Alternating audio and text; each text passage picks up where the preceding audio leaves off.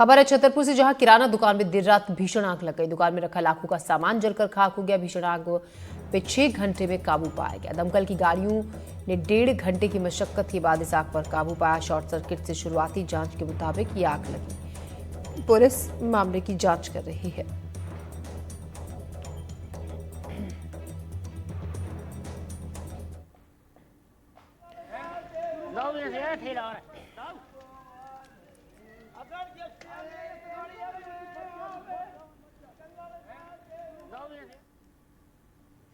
Chhatarpur police ने 3 अलग अलग जगह पर छापेमारी कर नशीली दवाओं के रैकेट का पर्दाफाश किया। नौगांव थाना पुलिस ने नशीली दवाओं पर न सिर्फ बड़ी कार्रवाई की, बल्कि नशीली दवा के साथ बेचने वालों को भी गिरफ्तार कर लिया। हालांकि सप्लायर पुलिस की पकड़ से दूर है, पुलिस उनकी तलाश में जुटी है। पिछले कई दिनों से पुलिस को जानकारी मिल रही थी, नगर में मेडिकल स्टोर पर नशीली दवा उपलब्ध हो जाती है, जो कि नशे के काम आ रही है। कुछ लोग लगातार इसका सेवन कर रहे हैं, जिसके बाद पुलिस ने कार्रवाई करते हुए 3 लोगों को गिरफ्तार कर लिया।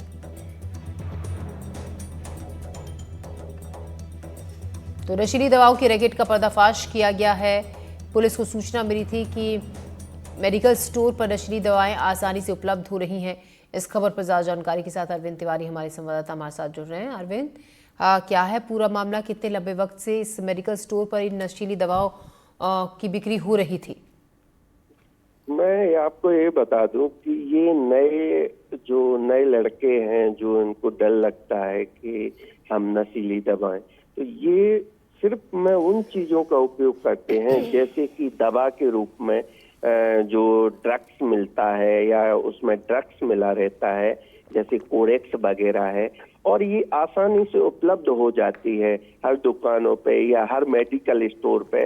इस पे छतरपुर एसपी ने, अगम जैन ने जिस तरीके से पूरे कॉलेज है या यूनिवर्सिटी के आसपास के जितने उन पे छापा मार और उनने जीरो ग्राउंड से रिपोर्टिंग करवाई है। अपना अपना एक व्यक्ति सामने रखा है कि इस प्रकार से ये जो बच्चे हैं वो उस कोरेक्स है या अन्य चीजें कैसे इनको आसानी से मिल जाती हैं बिना डॉक्टर के लिखे हुए। और इस पे उन्होंने लगभग 3 लोगों को अभी गिरफ्तार किया है और छतरपुर जिले में लगभग 10 कार्रवाई पूर्व में कर चुके हैं ये। और उनका कहना यह है कि हम आगे भी इसी प्रकार से करते रहेंगे, क्योंकि बिना डॉक्टर की सहमति या बिना डॉक्टर के लिखे से ये कोरेक्स या जो अन्य नशीले पदार्थ मिले रहते हैं, इनको नहीं मिलना चाहिए। जी अरविंद, शुक्रिया जानकारी के लिए। सागर में पुलिस ने नशीली पदार्थ की तस्करी करने वाले 2 युवकों को धर दबोचा। दोनों आरोपी देवरी शहर और आसपास के इलाकों में 20 से ज्यादा जगहों पर नशीले पदार्थ का कारोबार करते थे। आरोपियों का कनेक्शन खिचलीपुर से जुड़ा हुआ है। आरोपियों को कोर्ट में पेश करने की तैयारी की जा रही है।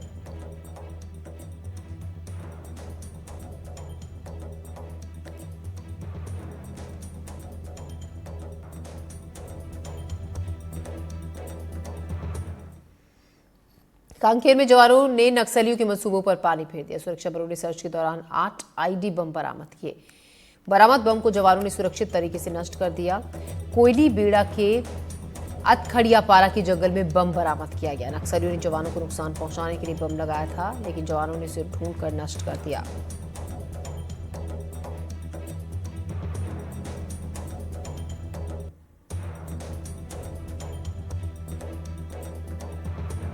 तो जंगलों से बम बरामद हुआ था। नक्सलियों ने जवानों को नुकसान पहुंचाने के इरादे से इस बम को यहां पर लगाया गया था, लेकिन इसे जवानों ने ढूंढ लिया और नष्ट कर दिया।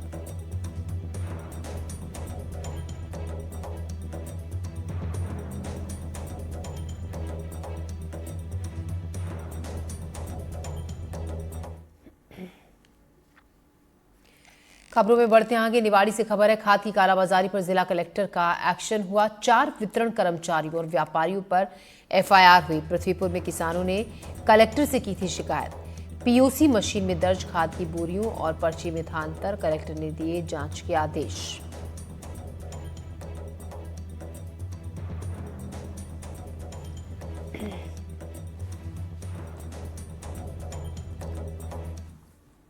हम करीब 8 दिन से बराबर आ रहे हैं। किसानों को केवल 10 या 15 किसानों को खाद दिया जाता है। क्यों? और एक ही मशीन है, क्योंकि तो फिंगर का बहाना करते देते हैं 2 बोरी, चढ़ा लेते 10 बोरी और ब्लैक में दे देते। 1700 रुपए नगद दो तो हाल बोरी दे रहे हैं, ब्लैक में पूरा खाद जा रहा है और किसानों को कोई ना तो सुनने वाला है ना कोई यहाँ। खबर रीवा से, जहां कोदो खाने से 3 लोग बीमार हो गए, हालत गंभीर है। संजय गांधी अस्पताल में उन्हें भर्ती कराया गया है। मां, बाप और बेटे ने जहरीला कोदो खा लिया। बांधवगढ़ रिजर्व में हुई थी 10 हाथियों की मौत। इससे पहले कोदो खाने से ही ये सवाल उठे थे कि कोदो से ही हाथियों की जान गई, और अब खबर ये है कि रीवा में जहरीला कोदो खा लिया था, जिसमें 3 लोग बीमार हैं। अब फिलहाल पुलिस पूरे मामले की भी जांच पड़ताल कर रही है। साथ ही डॉक्टर्स भी ये जांच कर रहे हैं कि क्या वाकई में कोदो खाने से ही इन 3 लोगों की तबीयत बिगड़ी है या फिर कोई और वजह है। आज हमारे यहाँ 3 मरीज, राज दुलारी साकेत, पत्नी वाल्मीकि साकेत और उनके पुत्र हैं अक्षयलाल साकेत, ये 3 लोगों को हमारे पास लाया गया, जिनके पूछने पर यह ज्ञात हुआ कि कथित रूप से इनके घर में इन्होंने अपना कोई कोदो चावल बनाया था और उसको खाने के बाद इन्हें उल्टी दस्त की शिकायतें हुई। इसके बाद उन्हें लाया गया था, इनको परीक्षण करके उपचार के लिए भर्ती कर लिया है, जिसमें जो बुज़ुर्ग हैं दोनों पति पत्नी, उनकी स्थिति गंभीर है। उनका जो बेटा है वह तो अभी ठीक मालूम होता है। उपचार जारी है और चिकित्सक उनकी सतत निगरानी कर रहे हैं।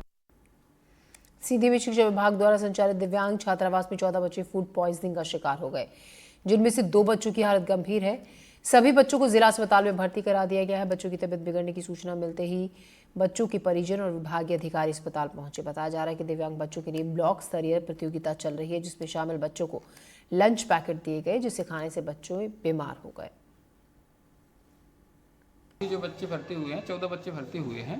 14 बच्चों में से सभी बच्चे स्टेबल हैं। 2 बच्चे जब आए थे तो थोड़ा सा ज़्यादा डिहाइड्रेटेड लग रहे थे, ज़्यादा पानी की कमी लग रही थी। ज़्यादा बच्चे उल्टी की समस्या के साथ भर्ती हुए थे। अभी प्रेजेंट टाइम में सभी बच्चे स्टेबल हैं। 2 बच्चों को ज़्यादा फ्लूइड दिया गया है, पर अभी तो सभी बच्चे स्टेबल हैं प्रेजेंट टाइम में। तो लंच पैकेट खाने के बाद ही अधिकांश बच्चे ऐसे हो गए हैं। इसके बाद 3 बच्चे तो सवेरे से ही उल्टी कर रहे थे। वो जैसे ये लड़का बोल रहा खाना नहीं खाया है, वो लड़का सवेरे खाना नहीं खाया है। इनको तो लग रहा है ठंडी नहीं। तो क्या लगता है कि जब ये सुबह खाना नहीं खाया, क्या आपको पता नहीं था? नहीं, हम सब प्राथमिक उपचार करवाए हैं, गोली दिए हैं, लासुन खिलवाए हैं। अभी तो कुछ ठीक है बच्चे। हमारे 2 बच्चे थोड़ा सीरियस हैं और जैसे ही पता चला हम लोगों की उल्टी दस्त हो रही है बच्चों को, तत्काल जिला हॉस्पिटल में उनको भर्ती कराया गया है। हम सभी जिला अधिकारी एवं विकासखंड के सारे अधिकारी यहाँ उपस्थित हैं, देख रहे हैं। डॉक्टर साहब से भी बात हुई है, डॉक्टर साहब ने भी कहा है कि अभी सुधार चल रहा है बच्चों में, बाकी बच्चे सब ठीक है। रायपुर में बीजेपी कार्यालय में नगरीय निकाय और पंचायत चुनाव को लेकर एक बैठक हुई। उप मुख्यमंत्री अरुण साव ने बताया, बस्तर, सरगुजा और बिलासपुर संभाग के पदाधिकारियों के साथ विस्तृत बैठक की गई, जिसमें त्रिस्तरीय